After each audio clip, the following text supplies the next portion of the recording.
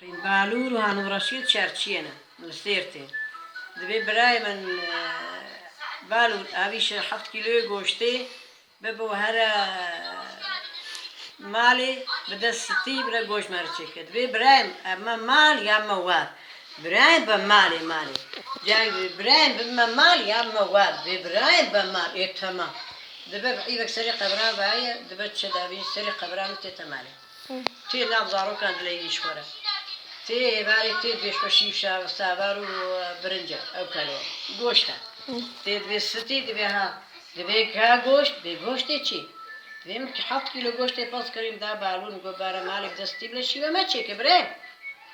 یعنی حرمت استی که گازی بالورت که تی دوی برایم که گو دوی کل خانی با مشتره گو ما مال یا موارته گو با ما این والله برگه سری قبران الخانی مال سری قبرانه بر واره برای به والله خبرته اینه خطبت خوینه بالور پیان و رشید نیج نکن سکنیش خورم جولیه خود که خلبی خطبت خوینی اد به هان و رشید سیرته چیله که خوب آزاد که ادی چی خطبه نخدی نه خوندم والله خطبه نه خوندم تی تمالی بیبرند تو چرا سامد هات کینی تو چرا اد بیبرندی که تنه چیله که خود تا چیله که خوب آزاد کرد بیبلی والله اد بیل میجه مدبو میجه منابی تی تمالی دبی چیله که من ادی بفروشم 8 کیلو شیریه ولطلق جيرونية بالورد بمال ميرات بابو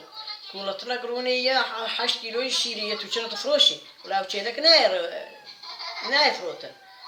تيت وحاطلي وركان براي من عمل كود بيرد جيجي ميزة خوتك دي براي من قنشكي طاريد كان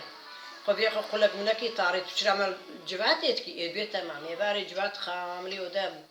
هانو رشيد شو قنشكي طاري اجلاع ولي خلطات ما يجري داتینی وید چه سری جواتت به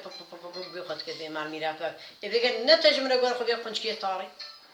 ولی میشه قصدی قنچکی تاری یکی جنگ دمری چه با رسول اکرم صلی الله علیه و سلم